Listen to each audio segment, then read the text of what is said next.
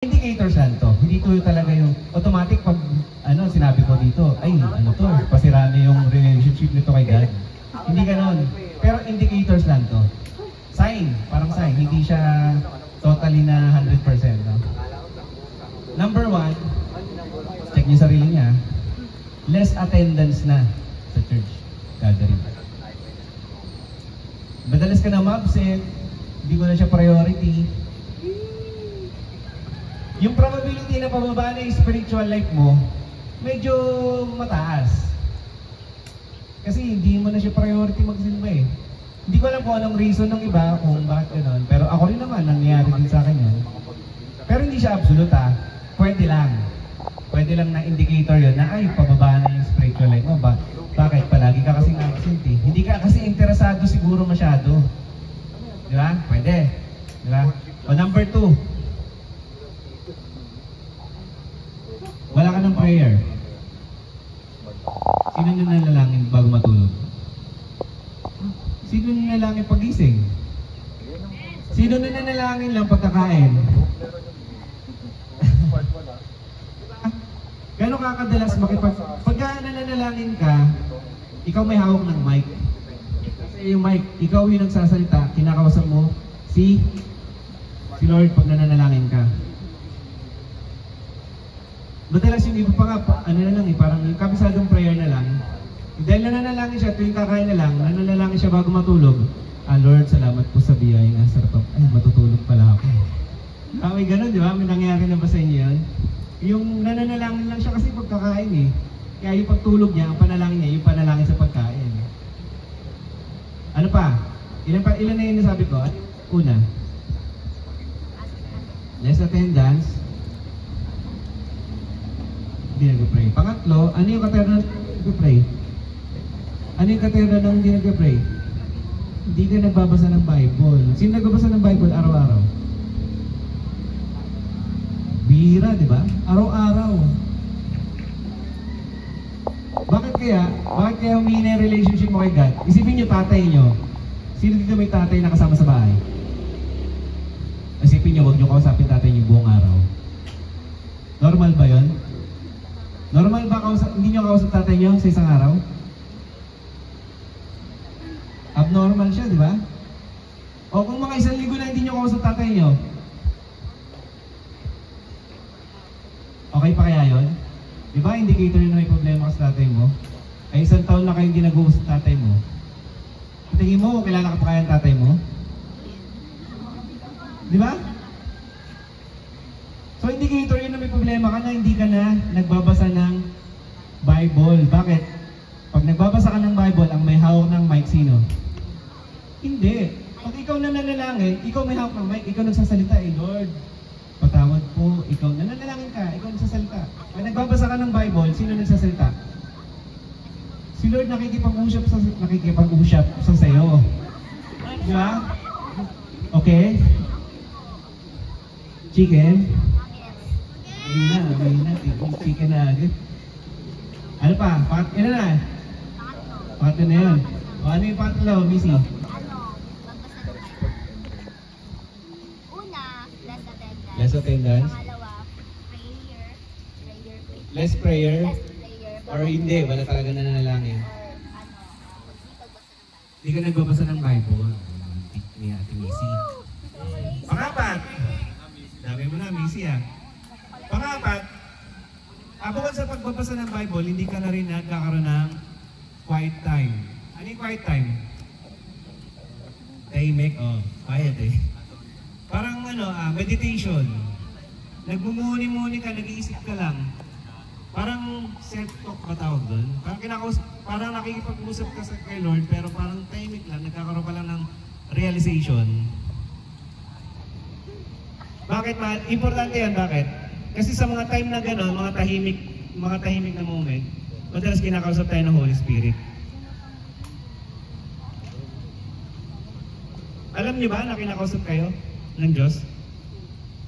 Pero hindi niyo kasi naririnig. Alam niyo ba't hindi niyo naririnig? Punong-puno kasi tayo ng ambient noise. Alam niyo ambient noise? Tahimik kayo konti. Pakinggan, ano naririnig niyo? Ano rin niyo? Kuliglig, yung mga tuloy-tuloy na ingay, ambient noise yun. Pag sa gabi, yung electric fan nyo, luma na, tumutunog yun, di ba? Di ba? Ambient noise tawag doon. Sa mga meeting area, naglalagay talaga sila ng ambient noise. Para yung pinag-meetingan sa loob ng room, hindi makalabas, hindi marinig. Pag nasa labas kayo, hindi mo maririnig yung pinag-uusapan nila doon kahit naka-mic. Kasi may ambient noise. Kinakausap tayo ni Lord, kaya lang di natin naririnig. Ano yung ambient noise natin? Bigay example. Ambient noise. Social media. Ambient noise yun. Busy-busy utak mo scroll ng cellphone mo. Sa Facebook, ilan na nag-like sa post mo. Di ba? Wala ka lang time para makapag-usap kay Lord. Ano pa? Ambient noise. Away? Away sa pamilya. Tama. Ano pa? Tahol ng aso. Literal yun. Kapit-bahay. Pwede. Ambient noise sa ginagawa mo. Ambient na ginagawa mo. Ano? Ha? Literal na ingay yung sinasabi nyo. Ano? Hindi literal na ingay yung sinasabi ko. Hindi literal na ingay yung sinasabi ko. Ambient noise sa buhay mo kaya hindi mo narinig kinakausap ka ni Lord. Ano? Temptation. Marami kang temptation sa buhay. Ano pa? Bigay ako ng isa. Pwede, depression. Bakit? Ano pa? Angkol, madalas? Mga games. Busy ka sa paglalaro ng games sa cellphone mo. Mobile Legends. O, di ba? Ang dami mong time para maglaro ng Mobile Legends. Pero nakalimutan ko sa pen yung tatay natin sa langit. Di ba? Kinakausap ka niya. Missy. Yan, number 1, okay, drama. Ang daming time manood ng K-drama, nakatapos ng 10 series. Pero tanungin mo, nag-devotion na? O paano natin i-expect na yung relationship natin kay God mag-grow or magiging maayos? Kung yung time natin palagi ay puno-puno ng ambient noise. Kinakausap tayo ni Lord, kaya lang puno-puno tayo ng ambient noise. Netflix, YouTube. Mga kaibigan, mas madalas ka makipag-usap sa kanya. Hindi naman masama yun, kaya lang pag sobra na. Sa kabuuan, madalas ang pinaka-ambient noise entertainment. In general, entertainment talaga. Andiyan na lahat yun, sama-samahin mo na lahat ng klase ng entertainment para malibang ka. Kasi gusto ni Satan, malibang ka eh. Gusto ni Satan, busy ka. Kasi pag busy ka, hindi mo marinig sinasabi sa'yo ni Lord. Masama yung ginagawa mo. Di ba? Hindi ka magkakaroon ng realization na, ay parang mali na itong pinupuntahan ko. Parang 1 degree off na ako sa pupuntahan ko. Hindi mo mamalayan, 10 years from now, 20 years from now, ang layo na ng direksyon ng buhay mo sa direksyon na plano sana ni Lord sa'yo. Di ba? 1 degree lang yun, ha? Ano pa? Number 5. Ano yung pangapat? Quiet time. Number 5, indicator na pasira na yung relationship mo kay God. Kailangan mo na ng restoration. Pag number 5, nahihirapan ka na differentiate yung tama sa mali. Naisip niyo ba yun? Na dumadating ba sa inyo yun na tama ba itong pinupuntahan ko? Tama ba itong ginagawa ko? Tama ba yung pagsama ko dito? Tama ba yung pakikipagkaibigan ko dito? Nahihirapan ka na i-differentiate yung tama sa mali. Tama ba yung relationship namin ni ganito? Tama ba yung... Meron akong classmate ng college. Umattend siya ng praise and worship. Song leader siya. Nagkaroon ng topic sa parang debate. Okay lang ba daw magsama yung same-sex? Same-sex na Para silang babae, para silang lalaki. Hindi niya ma-differentiate kung tama yun o mali. Di ba? Ano pa? Marami. Inuulan tayo ng pagiging, kung alam ba talaga tama at mali, nakakalito na sa ngayon. Kasi sa college, tinuturo, walang absolute truth sa college. Sa psychology. Kung sa tingin mo tama ka, hindi tama ka, wala akong pakialam sa'yo. Ganun sa college. So ngayon, ang mangyayari, malilito ka kasi lahat ng classmate mo naniniwala dun sa prof mo tinuturo, ganun eh. Walang absolute truth. Pero hindi totoo yun kasi may absolute truth. 4 times 4 equals 16. Hindi pwedeng 16.5, di ba? Pwede bang 15 na lang? 15 eh. Paniniwala ko 15 eh. Hindi pwede, di ba? Pagka, halimbawa, nasa tuktok ka ng building, 10th floor ka, tumatayo ka dun sa rooftop ng 10th floor. Eh, hindi ka naman naniniwala sa gravity. Hindi ako naniniwala sa gravity. Basta ako, tatalon ako dito. Anong katotohanan mangyayari sa kanya? Mamamatay siya, kahit maniwala siya sa hindi, kasi may absolute truth. May mathematics, ang buong universe pinapalibutan ng mathematics.